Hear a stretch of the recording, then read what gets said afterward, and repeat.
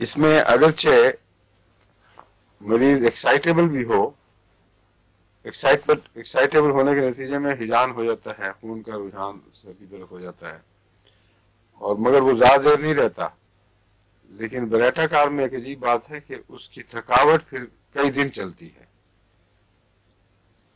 بعض دفعہ ایک انسان کو بہت زیادہ دماغی کام کرنا پڑے، وقتی طور پر رش ہو جاتا ہے، یا کوئی بری خبر سنی ہے، اس سے دماغ میں ہجان پیدا ہو گیا ہے، تو ایک رات بعض لوگ سو بھی نہیں سکتے، پریشانی سے کروٹیں بدلتے ہیں.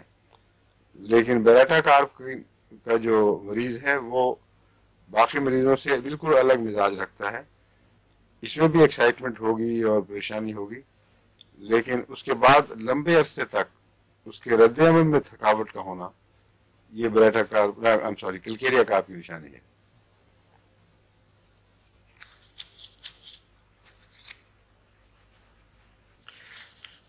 اس میں جو مریض جو ایکسائٹ ہو جاتا ہے تو اس کو کئی قسم کے نظارے دکھائی دیتے ہیں. پھر کلکیریا کار میں اس میں جب نیند نہیں آتی مریض کو، خواہ بڑا ہو یا بچہ ہو، اس کو کئی طرح سے مثلا نوکدار چیزیں دکھائی دینے لگیں گی، اور کچھ ایسے آبجیکٹس جو نظارے کے سامنے ناچتے ہیں، یا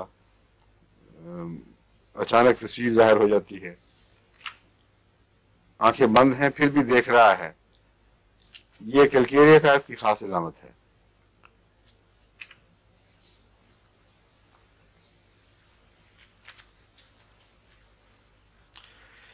یہ وہ نہیں ہے جو بھوت والا میں نے بتایا تھا، وہ بالکل اور چیز ہے.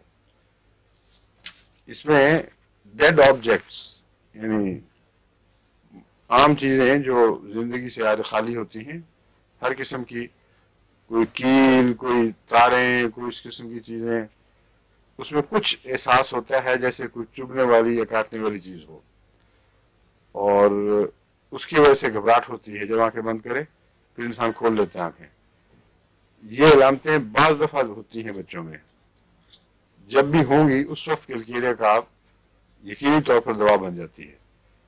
لیکن اس کے علاوہ بھی باقی علامتیں ہوں، جیسا میں نے بیان کیا، عام کمزوری کی علامتیں اور خون کا رش کرنا، سردی محسوس کرنا، ہاتھ پاؤں کو جلنا، اس میں بھی کلکیریا کار کی ایک آدھ خوراک ضرور فائدہ دیتی ہے.